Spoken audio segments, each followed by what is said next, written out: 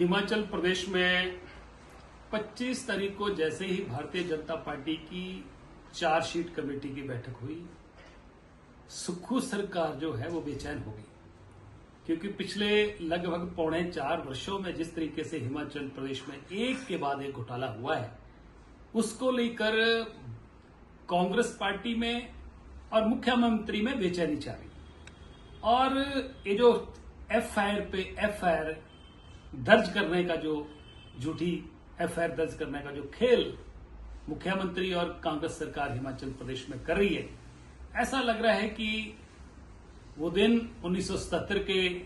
जब देश में कांग्रेस की सरकार थी और इमरजेंसी देश पर लागू करी थी, वैसे हालात हिमाचल प्रदेश में पैदा हो गए। कोई व्यक्ति सरकार की नाकामियों को उजागर करता है तो उसके खिलाफ एफआईआर दर्ज हो जाती है। कोई पत्रकार सरकार की नाकामियां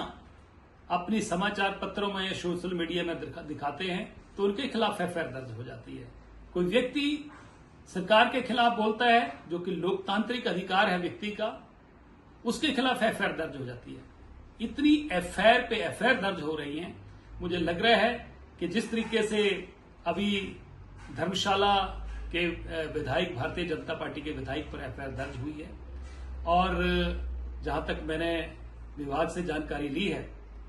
कि सुधीर शर्मा जी के घर की पैमाइश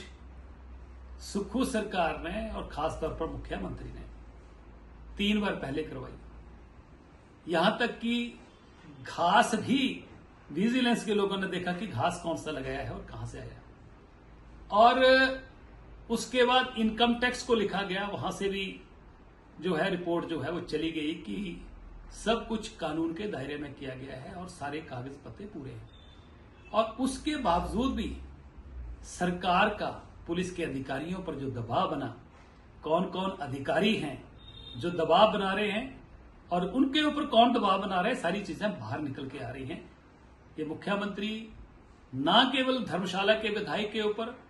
बल्कि देहरा के विधायक के ऊपर एफआईआर दर्ज, हमीरपुर के विधायक के ऊपर एफआईआर दर्ज, इसके अलावा